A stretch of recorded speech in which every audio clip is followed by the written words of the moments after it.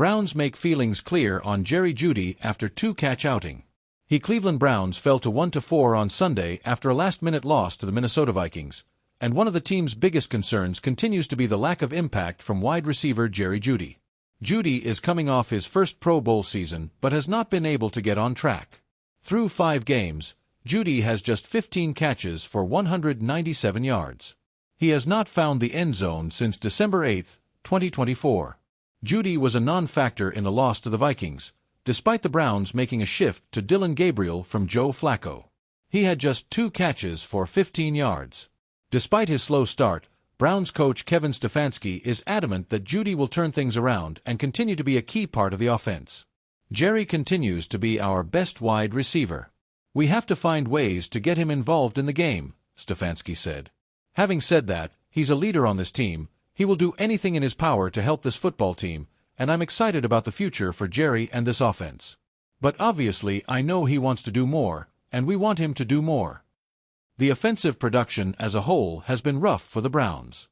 But the lack of production from the team's receivers has been especially troubling.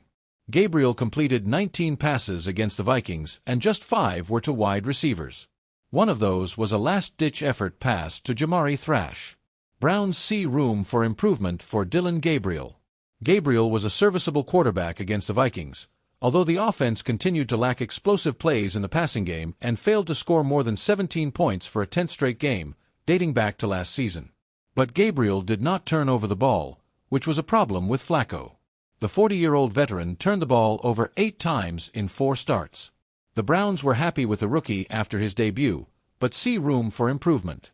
A lot of positives. Obviously can always better, and certainly we as an offense have to better and score more to help this football team, Stefanski said. But for, a young player in that environment versus that defense to take care of the ball, make the plays he made, I thought was a lot of positives with plenty to clean up. And that's what he will do. And that's the mentality he has, certainly to be a player that continues to get better week in and week out. Browns QB Dillon Gabriel, biggest fan of Jerry Jeudy. Gabriel is still building chemistry with the starting offense, which includes Jeudy. Prior to his debut, Gabriel gushed over having Jeudy as his top pass catcher. I'm the biggest fan of Jerry. I would be surprised to find anyone that thinks more highly of him than me, just the way he works, the way he attacks his day-to-day, but how much he loves the game as well. He shows his passion, and he's a guy that we're going to rely on, I'll continue to rely on, and a guy we'll feed because he's a big part of what we do, Gabriel said. So I think as we continue to build it, it'll be building reps together and continuity, but I think that that'll grow as time progresses. Jeudy was equally complimentary of Gabriel after he was named the starter. Dillon, he's a smart dude, Jeudy said. He knows where to go with the ball, what the coaching staff wants within the offense. He does a great job of that. Jeudy, Gabriel and the Browns head to Pittsburgh this week to face the Steelers. The Cleveland Browns had high hopes when they acquired wide receiver Jerry Jeudy this offseason. After years of inconsistency at the position, Jeudy was supposed to bring the spark, the route-running precision, and the separation ability this offense desperately needed.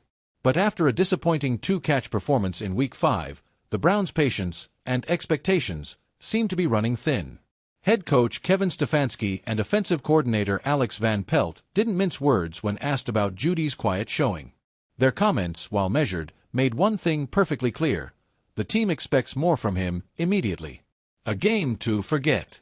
Against the Minnesota Vikings, Jeudy was practically invisible. Targeted just 4 times, he managed 2 receptions for 19 yards, a stat line that could have belonged to any number of reserve receivers.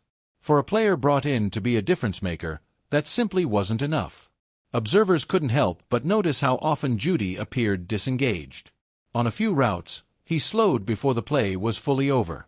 On another, rookie quarterback Dillon Gabriel looked his way, but Jeudy failed to create space against a Vikings corner who had been beaten by lesser receivers this season.